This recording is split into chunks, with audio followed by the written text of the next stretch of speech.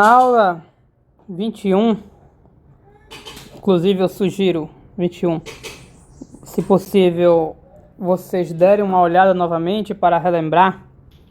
Nós falamos de estruturas e tipos de funções. Nós falamos, por exemplo, das funções trigonométricas.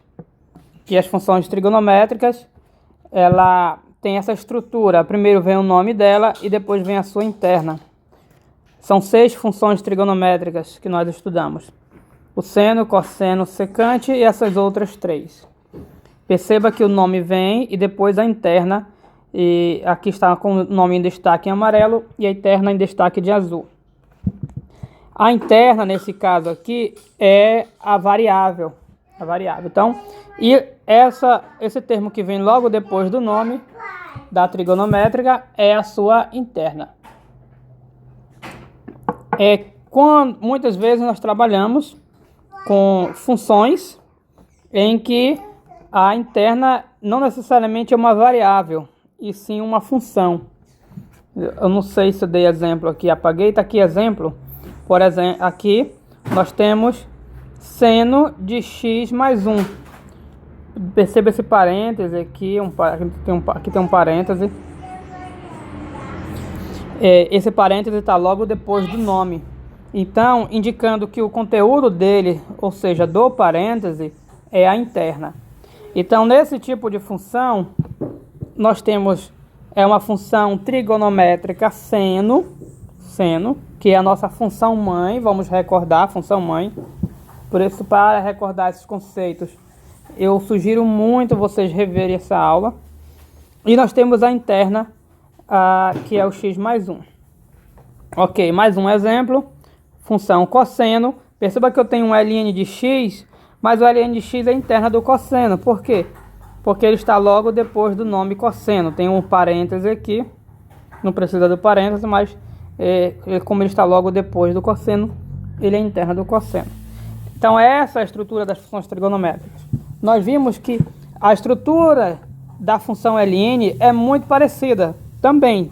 É o ln, ou seja, o nome da função ln, e depois a sua interna. Muito parecido com trigonométrica. 3 exemplos.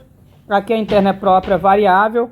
A gente vai começar a separar a questão de interna. Trabalhar mais quando for função, ao invés de ser a própria variável. Então eu dou um destaque aqui para a própria variável, e aqui não é só a variável, já é uma função, por causa da próxima regra de derivação que nós veremos. Aqui a estrutura ln, função interna. Então aqui é uma função, aqui a função mãe é o ln, que é a função ln, e cosseno x é a interna. Perceba que é a interna.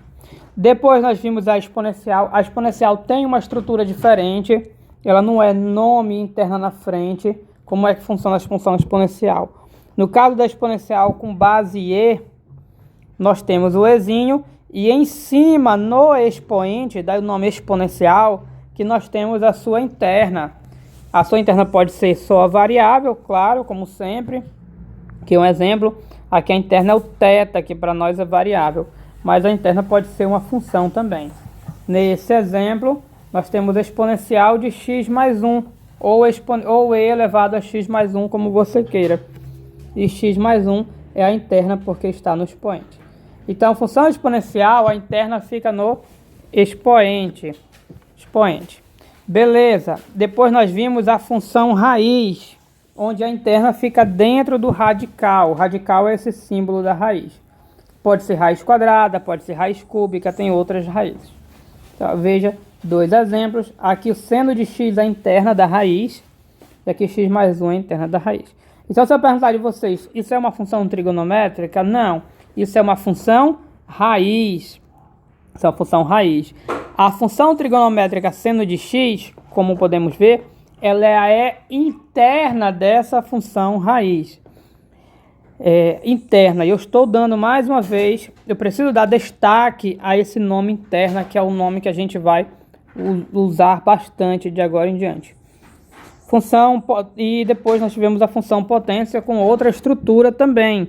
A função potência, como o nome diz, é uma potência, então tem uma base elevada a um expoente.